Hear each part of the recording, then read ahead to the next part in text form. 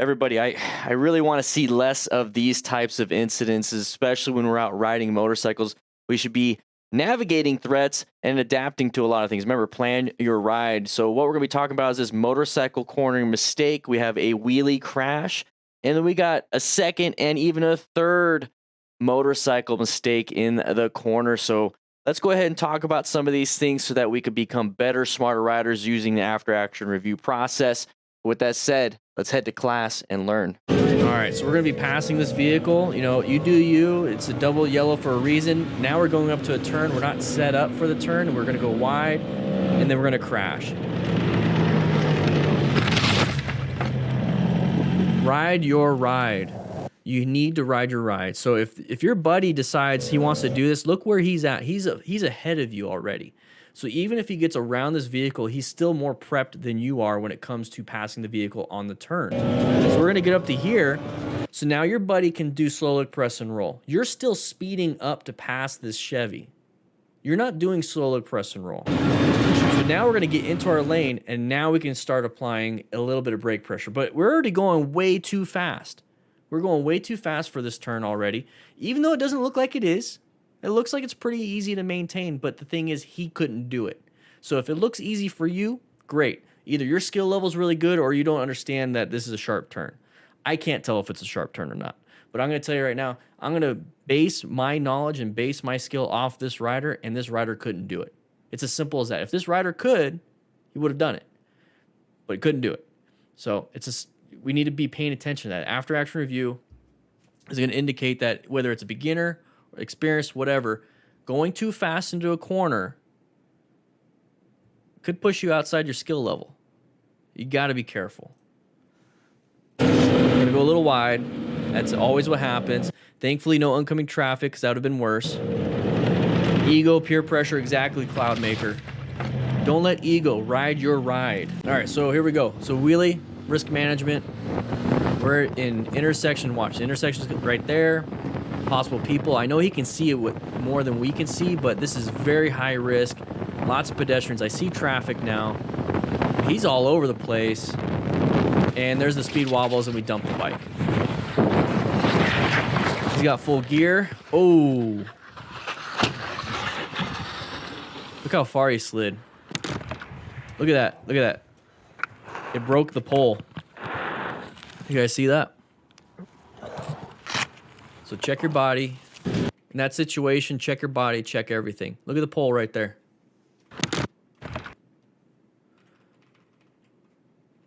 The bike just did that. The bike hit that and broke it. Those things right there, these wood poles, they're like 100 pounds. That's a lot of force to break that. Let's just go back to the part where he crashes. So right here, he's going to dump the bike, and he's going to start sliding. So there's the impact right there. Not very good at all. I'm going to go ahead and just do that real quick. A little screenshot. Boom. It's a cool picture. So he's going to slide. I'm going to see if I can get it right on the spot that I want it to. So he's sliding right next to the pole. Now, if he wrapped his arm or his torso around this metal, he's dead. If he hit his head, spun himself, concussion, probably bleeding out, cerebral spinal fluid everywhere, he's probably dead. So you need to be very careful, and you need to do better risk management. This is a very tough thing to walk away from, if you even do. He's got full gear. I'm going to tell you right now, this full gear, it's not going to protect you from that.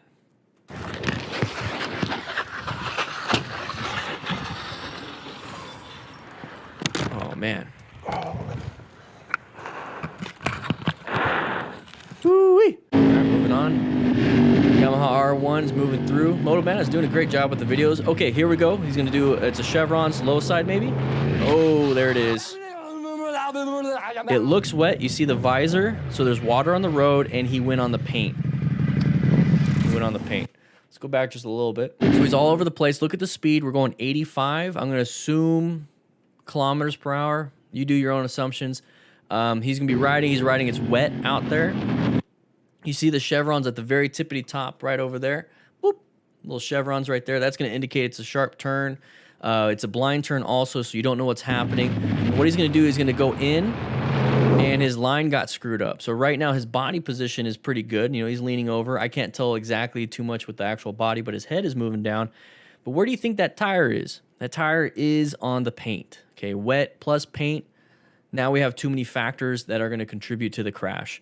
And that's what's going to happen. He's going to have a low side because he lost traction. There's the dumping of the bike. We're in full gear. He's got his shoulder, his foot, his knee, his hip, his elbow. Possibly his head hit the ground. Thankfully, that's not a cliff, and he didn't go off it. But, hey, guys, that's why I want you guys to do this on the track. You have a runoff. Thankfully, he wasn't going too fast. Yeah. All right, so we're hauling ass through the... Well, it's 60, but still. All right. Decent space cushions. Don't race. Don't try to keep up. That guy in the middle is going to go wide. Yep. Full gear. Full gear, though. Saved him. That bike is not... This is the one I've seen plenty of people do it and don't feel bad, man. I would feel pretty bad if I was one of the statistics. We'll watch the pushing of the ride home and all that later. Yeah, you good. Yeah. All right, so we're going through here. Now, this is a decent space cushion, but don't haul ass and try to keep up. Ego is going to make you move outside of your skills. So don't let that be the case. If you're riding with a group that's always ego-driven, it's up to you. You take the risk. You do the assessment. I just know I wouldn't. All right, so he's going to get close to the guy up front, and he's going to go wide. He's like, whoop, got pushed out, had a bad line, went wide, dumped the bike. He's got full gear, so hopefully nothing bad happens to him. So he looks good. He looks fine. Good assessment. He's breathing. No obvious bleeding. He has a good airway. This is the one I've seen plenty of people do it and don't feel bad, man. I would, though. They're going to push him home. It doesn't sound like the bike's working. All right, moving on with this. Carl Green with Kawasaki. All right, intersection. Be very careful with sides of the vehicles or path of travel violations. There's the white car going to probably come out. Oh, no, it's the other one. Hey, it got me too. Oh, side impact to the right knee. All right. So let's see what we can get with this. Now, here's the thing. Not everything is preventable. I need you guys to understand that. Not every motorcycle accident is preventable, just like not every car accident isn't preventable. Sometimes things happen. That's why you need that safety net.